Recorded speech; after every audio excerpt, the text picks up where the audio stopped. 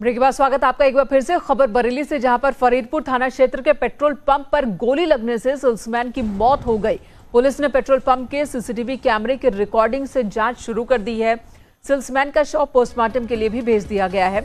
दरअसल फरीदपुर के बीसलपुर रोड पर भारत पेट्रोल पंप के भूता के चक्रपुर निवासी चंद्रभान साल भर से सेल्समैन की नौकरी कर रहे थे और पेट्रोल पंप पर रविंद्र यादव सिक्योरिटी गार्ड के तौर पर नौकरी कर रहा था।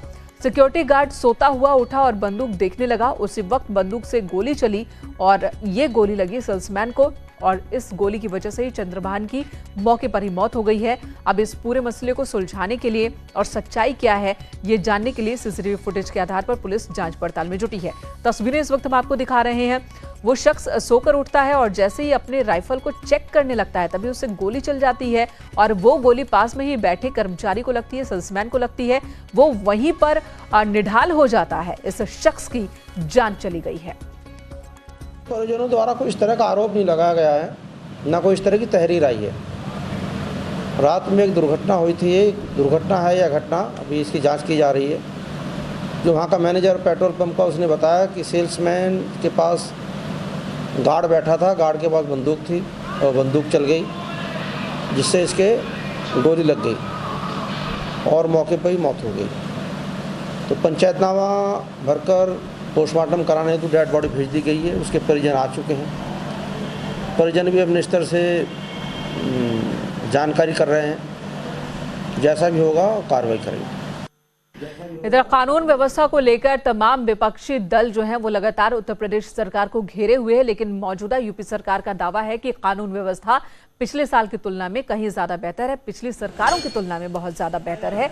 ये कहना है योगी सरकार के एक साल के आंकड़ों का हवाला देकर यह दावा किया जा रहा है।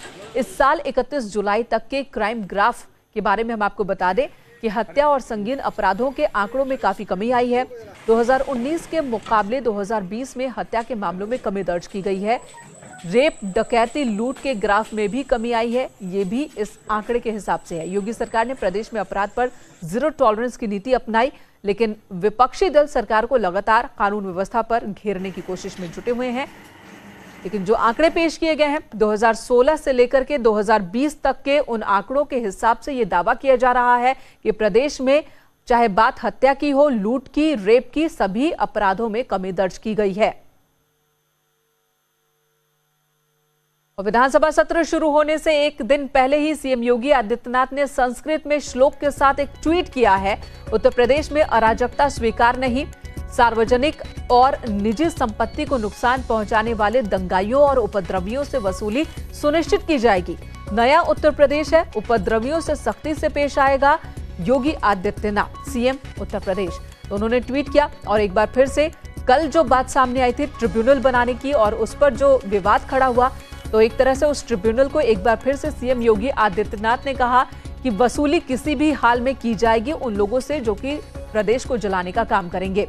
वहीं यूपी में एसपी के अध्यक्ष, समाजवादी पार्टी के अध्यक्ष अखिलेश यादव ने भी एक ट्वीट किया है। उन्होंने एक बार फिर कानून व्यवस्था के मसले पर ही योगी सरकार को घेरने की कोशिश की। शायराना अंदाज में उन्होंने ट्वीट लिखा है और अखिलेश यादव का ये ट्वीट आपको दिखाते हैं।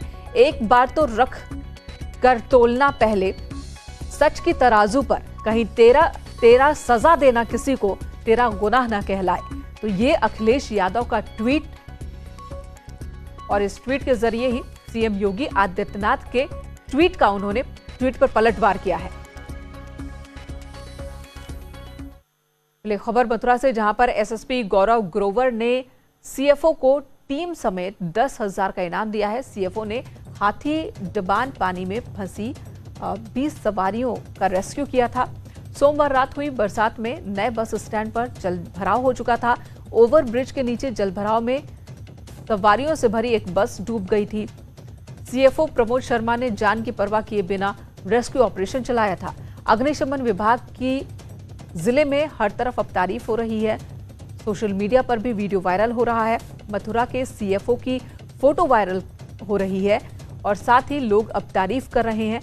बाढ़ के दौरान मथुरा सिटी के एक अंडरपास में बस फंस गई थी और इस बस में फंसे यात्रियों को सीएफओ ने अपनी टीम के साथ बाहर निकाला।